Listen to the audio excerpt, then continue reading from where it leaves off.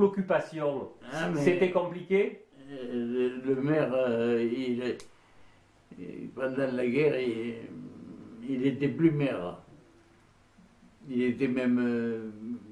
il a eu peur, il est parti. Il a sorti de chez lui, il est parti. Et puis c'est Sabatier après qui a pris la place. Mais ça n'a pas bien duré. On a remonté, et puis le maire est ressorti. Mais c'était compliqué cette période sur la commune? Ah, c'était compliqué, c'était compliqué. C'était pas bien intéressant. Hein. Vous vous souvenez des Allemands passés sur la commune? Les Allemands passés sur la commune? Ah oui, les Allemands allaient à Beaulieu, les Allemands, tu les voyais passer. C'était pas des gens bien intéressants. Et il y avait du maquis sur le secteur? Oui, il y avait une fois, moi je faisais les battages, et puis quand je suis rentré chez moi, qu'est-ce que j'ai vu? Dans la cave, ma mère et quatre grands avec les mitraillettes. Ils m'ont emporté 70 litres d'huile. Si tu veux faire. C'était comme ça. Il a pâché au moulin, il a trouvé les cahiers, et alors on était écrit sur le cahier qu'on avait fait l'huile tel jour, et il a emporté. Je leur ai bien dit de rendre la bonbonne, mais...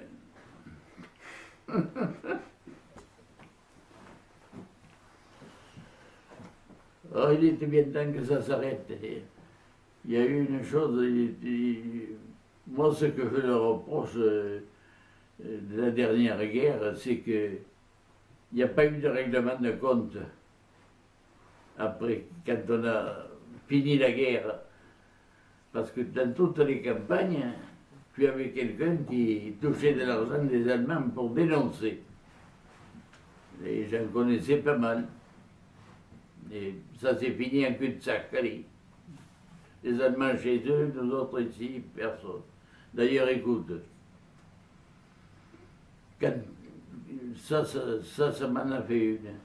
Quand je vois que les Allemands sont venus au Radeau-sur-Glane, dans l'église, après la guerre, ils sont venus.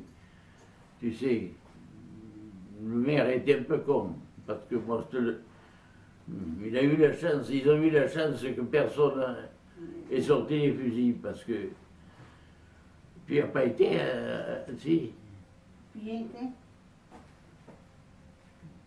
C'était une époque. Non, mais tu sais, c'était des périodes, attention, hein.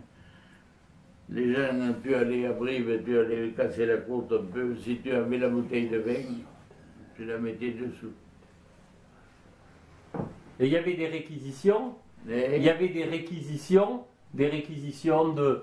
Les Allemands ont réquisitionné certaines choses? Ah, mais les Allemands, tu comprends, hein, si jamais ils te trouvaient que tu portes quelque chose, que tu fasses du marché noir par là, ils te servaient. Non, bien sûr, attention. Hein.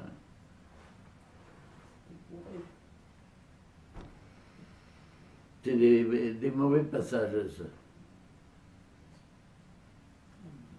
Les avions. Et vous vous souvenez de la Libération? La Libération. Ah oui, je m'en rappelle. Le chauffeur de Gaulle était de Collonges. C'était Tronche qui s'appelait. Il était de Collonges.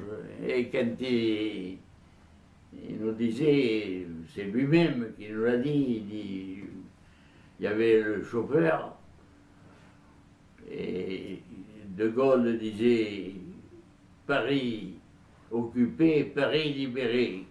Et bien il dit que, rappelle-toi que il y avait une drôle à Paris, je t'assure qu'il y avait du monde qui se remuait. Ils étaient contents. On n'a pas trop vécu quand même, dans les campagnes. À part, je vous dis que les années 39 et 45, la guerre s'est passée un peu, qu'on a eu les marquis et tout ça, mais Autrement, on n'a pas beaucoup vécu, on en entendait parler quand même, ça faisait souffrir un petit peu, mais enfin, bon, on n'a pas trop souffert de ça, au point de vue, on avait à peu près ce qu'il fallait normalement dans les campagnes, pour se nourrir et tout, à peu près quand même. Non, on n'a pas trop quand même souffert de ça. Il n'y a pas une crise trop importante quand même. Et la libération, vous l'avez vécue comment? On n'a pas vu de prix. On a entendu parler, mais bon. Bon, c'était toujours mieux que la guerre, la libération quand même. Mais enfin, bon, non, on n'a pas, quand même, on ne peut pas dire qu'on ait souffert profondément de ça, de la guerre et de tout ça. Même des maquis qui étaient à côté de chez nous, ça faisait bien un peu de mal de les voir là. Après la nuit, bon, ils partaient se cacher la nuit, parce que les Allemands venaient dans le coin quand même, sans doute, je ne sais pas. Mais on n'a pas trop vécu ça. Peut-être les parents.